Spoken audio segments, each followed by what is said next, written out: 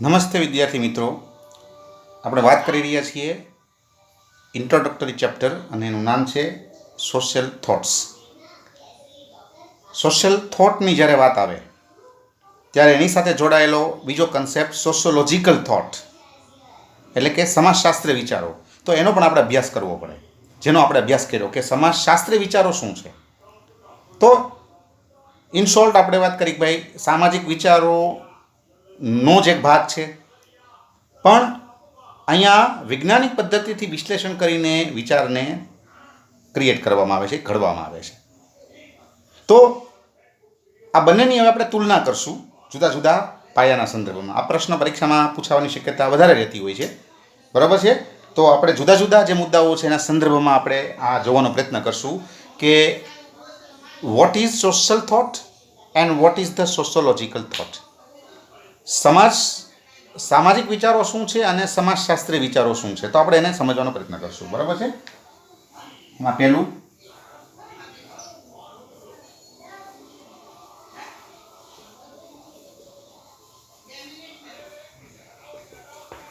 સામાજિક વિચારો છે એના ઘડતરમાં અને સમાજશાસ્ત્રીય જે વિચારો છે એના ઘડતરમાં પાયાનો તફાવત છે, બરાબર.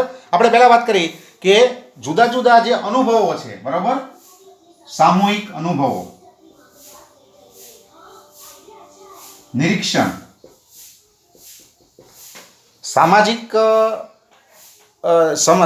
સમાજને લગતા જે કોઈ પણ પાસા છે અથવા સમાજની અંદર જે કાંઈ આપણને અનુભવ થાય છે એ અનુભવ નિરીક્ષણના આધારે જે વિચારો ક્રિએટ થાય છે એને આપણે સામાજિક વિચારો કહીએ છીએ, બરાબર છે.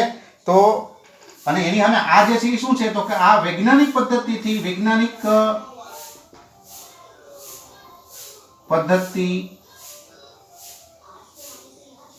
ના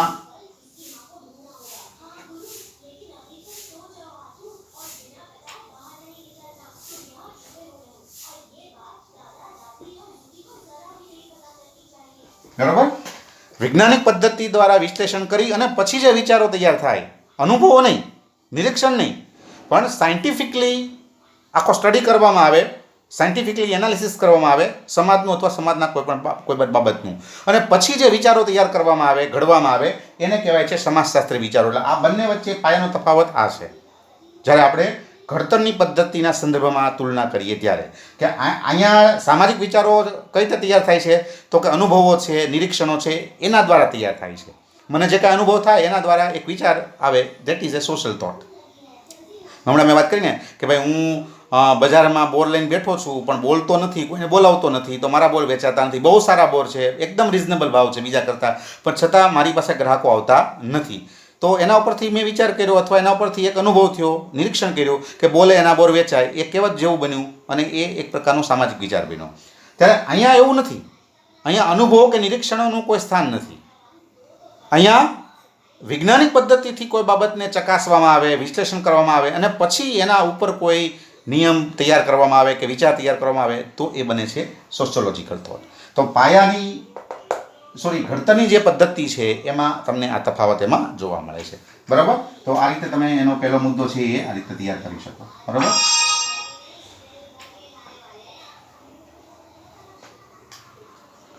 પછી સ્પષ્ટતા.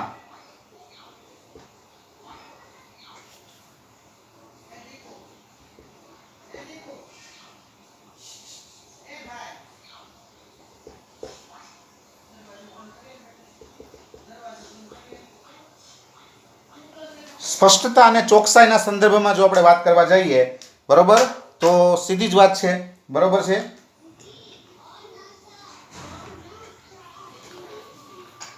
અહીંયા જે કાંઈ શબ્દો વપરાય છે એનો ચોક્કસ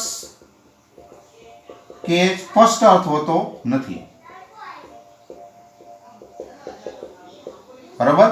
ત્યારે અહીંયા વિજ્ઞાનની અંદર દરેક વસ્તુનો કંઈક ચોક્કસ મિનિંગ હોય, ચોક્કસ જેને કહેવાય કે એનો અર્થ હોય, સ્પષ્ટ અર્થ હોય કે ભાઈ આ વસ્તુ એટલે આ જ હોય. અહીંયા એવું ન હોય. અને અહીંયા તો એવું પણ બને કે ભાઈ એ અમુક સમયે અમુક જગ્યા ઉપર એનો પાછો અલગ અલગ અર્થ થતો હોય, બરોબર છે. અમુક જગ્યા ઉપર એનો અલગ અલગ થતો હોય. તમને સીધું એક્ઝામ્પલ આપો કે કોઈ શબ્દ રાજકોટમાં બોલાતો હોય તો એનો અર્થ રાજકોટમાં જુદો થતો હોય તો પાછો ભાવનગરમાં કંઈક થોડોક અલગ થતો હોય. તો અહીંયા જે કાંઈ ખ્યાલો છે, જે કાંઈ શબ્દો છે, એનો ચોક્કસ કે સ્પષ્ટ અર્થ હોતો નથી. બરોબર છે. ત્યારે અહીંયા જે છે જોવા જઈએ તો અહીં શબ્દો કે ખ્યાલો ચોક્કસ અર્થમાં જ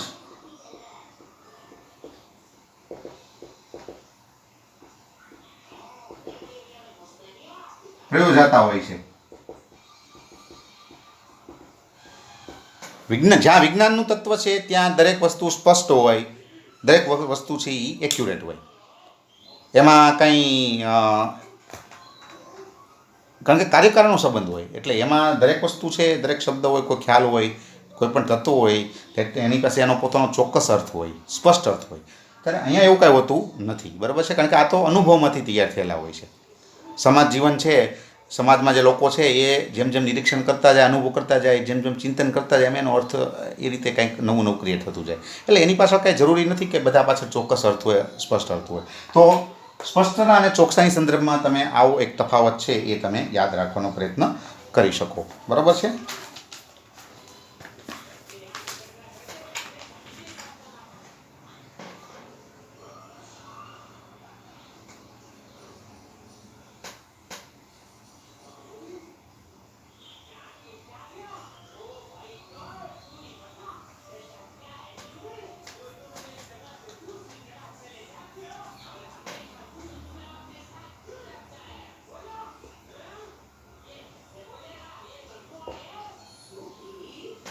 હકીકત લક્ષિતા. બરાબર છે.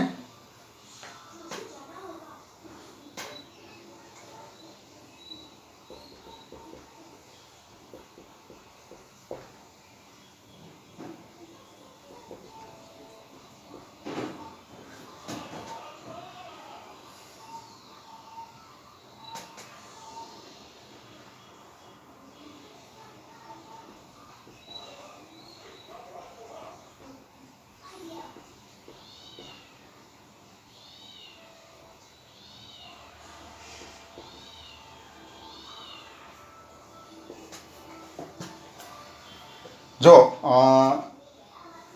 જે હકીકતો છે એનું સ્પષ્ટીકરણ જોવા જઈએ અથવા હકીકત લક્ષિતાના સંદર્ભમાં જોવા જઈએ તો સામાજિક વિચારો જે છે એમાં હકીકત લક્ષિતા હોતી નથી. કારણ કે એ સાયન્ટિફિક નથી. સાયન્ટિફિક બેઝથી એનું વિશ્લેષણ થતું નથી. બરાબર. અહીંયા અનુભવો થાય, નિરીક્ષણ થાય અને એના ઉપર પછી ચિંતન થાય અને એના દ્વારા પછી વિચારો આવે છે. એટલે એનું કોઈ હકીકત સ્પષ્ટીકરણ હોતું નથી અથવા હકીકત લક્ષિતા હોતી નથી. મોટાભાગે આદર્શ રૂપે હોય છે. જ્યારે સમાજશાસ્ત્રી વિચારો જે છે એમાં વિજ્ઞાનનું તત્વ છે, ધ સાયન્ટિફિક એલિમેન્ટ છે એમાં, કે સમાજનું કોઈ પણ તત્વ હોય એના ઉપર વૈજ્ઞાનિક પદ્ધતિથી એનો અભ્યાસ કરવામાં આવે, વિશ્લેષણ કરવામાં આવે અને એના ઉપરથી પછી કોઈ વિચાર તૈયાર કરવામાં આવે અને 3 બાબતોનો જવાબ છે એ હંમેશા શોધવામાં આવે. બરાબર છે. કારણ કે વિજ્ઞાન છે એ પ્રશ્નોના જવાબો શોધતું હોય છે. તો એમાં પહેલાં તો શું છે, શા માટે છે અને કેવી રીતે છે. હમણાં મેં તમને વાત કરી ને કે ભાઈ ભ્રૂણ હત્યા ધારો કે છે એ સમસ્યા છે.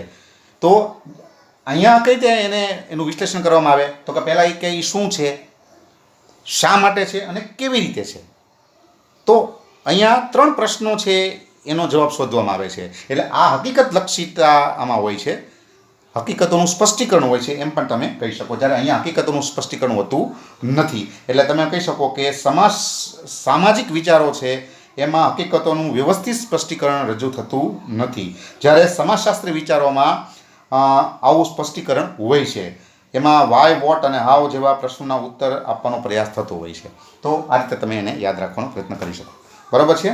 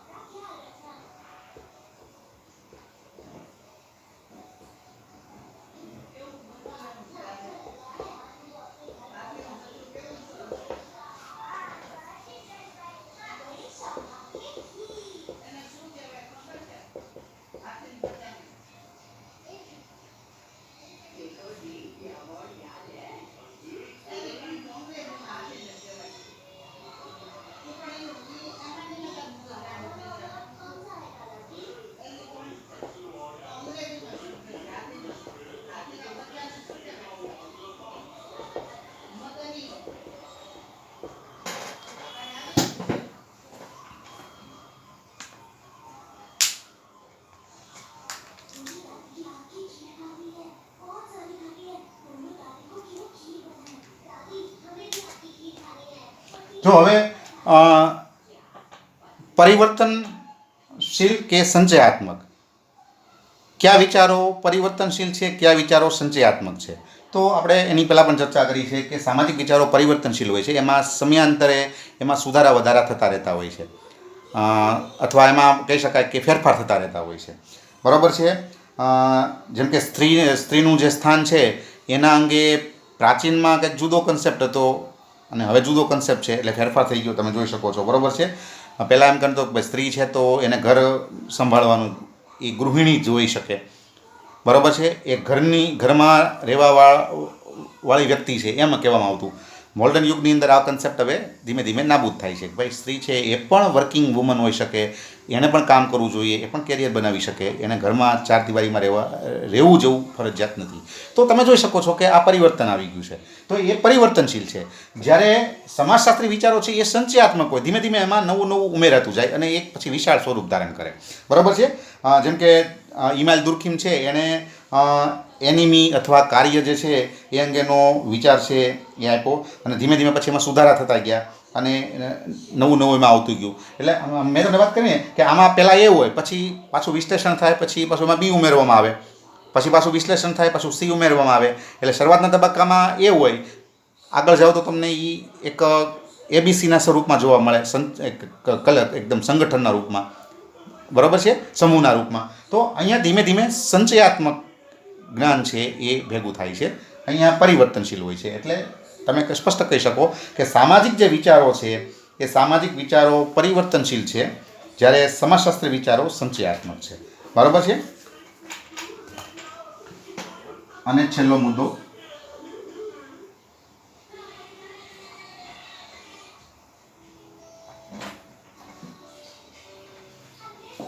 ઐતિહાસિક તફાવત.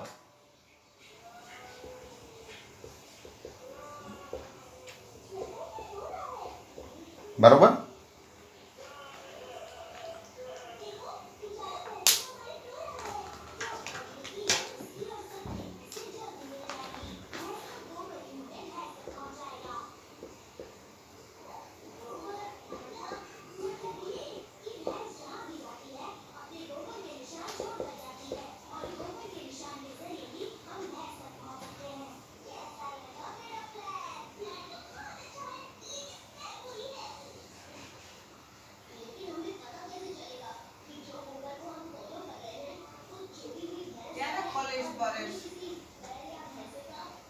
હવે આવે છે એમાં સમાજશાસ્ત્રી વિચારો છે એમાં એનો ઇતિહાસ કઈ રીતે છે, બરાબર.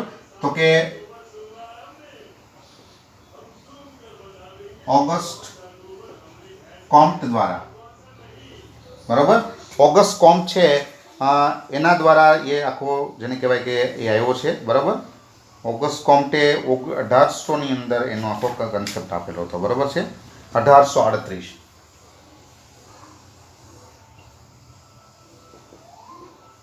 જ્યારથી માનવીની શરૂઆત થઈ ત્યારથી એણે પોતાનું જે સમૂહ જીવન છે એના અંગે વિચારવાનું શરૂ કર્યું. તો સામાજિક વિચારો છે એ માનવીના ઉદ્ભવ સાથે જ આવેલા છે. જ્યારે સમાજશાસ્ત્રી વિચારો જેની વાત આપણે કરીએ તો સમાજ જીવન અંગે વૈજ્ઞાનિક દૃષ્ટિબિંદુથી વિચારણા કરવાની શરૂઆત કરી ઓગસ્ટ કોમ્ટે. સમાજશાસ્ત્રનો એને પિતા કહીએ છીએ. સમાજશાસ્ત્રનું જે જે ભેટ છે એ એણે સમાજને આપી. સમાજશાસ્ત્ર તો પહેલાં હતું જ, પણ એ દર્શનશાસ્ત્ર સાથે જોડાયેલું હતું. પણ દર્શનશાસ્ત્રમાંથી અલગ કરી અને એને એક સેપરેટ બ્રાન્ચ તરીકે કોઈએ જો આપણને પરિચય કરાવ્યો હોય તો એ છે મિસ્ટર ઓગસ્ટ કોમ્ટ. 1838ની અંદર ઓગસ્ટ કોમ્ટ છે એણે સમાજ જીવન અંગે વૈજ્ઞાનિક દૃષ્ટિબિંદુથી વિચારવાની શરૂઆત કરી એમ કહેવાય છે, બરાબર. તો તમે કહી શકો કે સમાજશાસ્ત્રી વિચારો છે એ 1838થી છે. ઓગસ્ટ કોમ્ટે એની શરૂઆત કરી, એટલે કે સમાજશાસ્ત્ર જ્યારથી આવ્યું ત્યારથી સમાજનો વૈજ્ઞાનિક દૃષ્ટિબિંદુથી અભ્યાસ કરવામાં આવે છે, વિશ્લેષણ કરવામાં આવે છે અને પછી કોઈ નિયમ કે વિચાર ઘડવામાં આવે છે.